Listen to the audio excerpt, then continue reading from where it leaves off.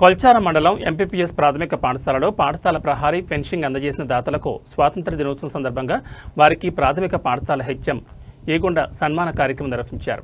అనంతరం హెచ్ఎం మాట్లాడుతూ ఎందరో మహనీయుల త్యాగఫలం స్వాతంత్ర దినోత్సవం అని వారిని స్ఫూర్తిగా తీసుకుని విద్యార్థులు చదువులో బాగా రాణించాలని తెలిపారు.